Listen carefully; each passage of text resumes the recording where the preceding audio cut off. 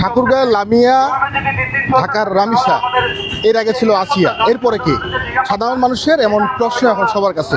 ধর্ষণের দৃষ্টান্তমূলক বিচার না হওয়ার কারণে বাংলাদেশে অহরহ এরকম ঘটনা ঘটছে।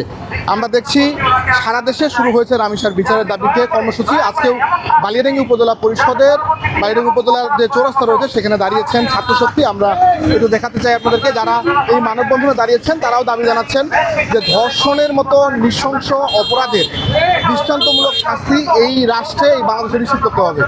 আমরা এটা দেখতে চাই যারা মানববন্ধনে দাঁড়িয়েছেন। আমরা দেখছি যে জাতীয় ছাত্রশক্তি এনসিপির যে অঙ্গ সংগঠন রয়েছে বালিয়াডাঙ্গি উপজেলার, তারাই দাঁড়িয়েছেন এখানে।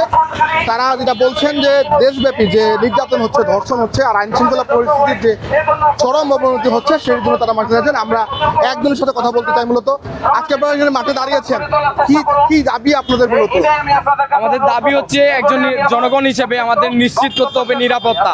আমাদের মৌলিক যেগুলা একটা জনগণ হিসেবে চাওয়া, সেই দাবিগুলো আমরা দেখতে পাচ্ছি না। আমরা বাস্তবায়িত এই সরকারের কাছ থেকে সেগুলো পাচ্ছি না। যেমন আমাদের মৌলিক সমস্যাগুলো হচ্ছে আমরা এই পর্যায়ে দেশের যে একটা সার্বভৌমত্ব রক্ষা, সেটার জন্য সীমান্ত হত্যা এটা অহরহ হচ্ছে। আমরা বালিয়াডাঙ্গিতে ইতিমধ্যে আরও 2-3টা হত্যার সাথে আমরা দেখতে পাচ্ছি যে এটা হচ্ছে আমাদের সীমান্ত হত্যা। তাদের কোনো কঠোর সরকারের পক্ষ থেকে বা স্বরাষ্ট্র বা আইনের পক্ষ থেকে এরকম কোনো জোরালো কোনো পদক্ষেপ নেওয়া হয়নি। এবং দেশে আরও অকার্যকর ঘটনা যেগুলো ঘটতেছে, ছোট বাচ্চা গত 24 ঘন্টায় 3 থেকে 4টা বাচ্চাকে ধর্ষণ করে তা হত্যা করা হচ্ছে, যা নির্মমভাবে। একজন নরপিশাচু, একজন মানুষ, সাধারণ মানুষকে যেভাবে হত্যা করা হয় না, বা কোনো একজন অভিযুক্ত মানুষকে যেভাবে হত্যা করা হয় না, তার থেকে বেশি কড়াভাবে হত্যা করা হচ্ছে একজন শিশুকে, অবলা শিশুকে। তো এটা কি জন্য হচ্ছে? একের পর এক হচ্ছে সিরিয়ালভাবে, এটা সিরিয়াল একটা ক্লিয়ারিং মতো সিস্টেম করা হয়েছে। তো এটার জায়গায় কারা সুযোগ দিচ্ছে?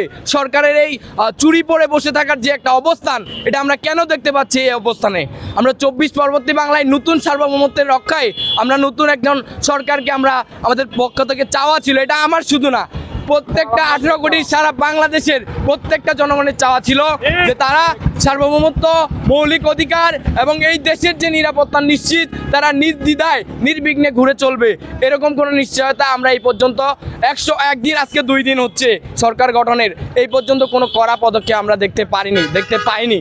তো আমরা আশাবাদী এরকম পদক্ষেপ সরকারের পক্ষ থেকে কবে গ্রহণ করা হবে, নাকি এই শিকল ভাঙা বন্দি আমাদের দেওয়ালে পিঠ থেকে গেলে আমরা ভেঙবো, নাকি এই অবস্থান থেকে আমরা আরও সামনে কোনো অবস্থানে যাব।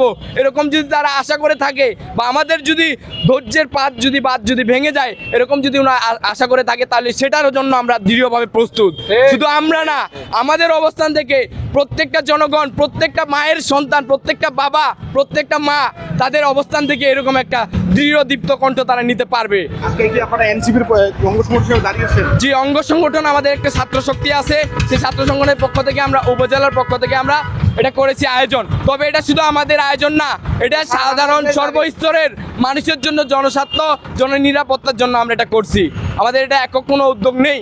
আমরা ব্যানারে লিখছি, ইভেন্ট আমরা এখানে যারা উপস্থিত হয়েছে গুটি কয়েকজন, এই গুটি কয়েকজনের মধ্যেও তারা সাধারণ মানুষ আছে, আমরা কাউকে ইনভাইট করতে যাইনি। তো সেই জায়গা থেকে আমাদের চাওয়া ছিল দেশের যে মৌলিক চাওয়াগুলো, সেই দাবিগুলো আমরা চাই।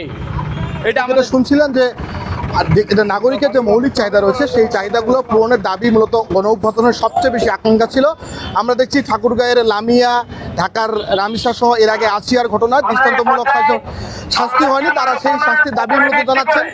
এবং এর বাইরে আমরা দেখেছি যে গতকাল রামিসার বাসায় প্রধানমন্ত্রী গিয়েছিলেন, তিনি বলেছেন আগামী রবিবারের মধ্যে তার চার্জশিট দেওয়া হবে। এটি দৃষ্টান্ত, কারণ এখন পর্যন্ত এই ধর্ষণের হত্যাকাণ্ডের কোনোভাবেই এই যে 24 ঘন্টা কিংবা 48 ঘন্টার মধ্যে চার্জশিট দেওয়া ঘটনা ঘটেনি।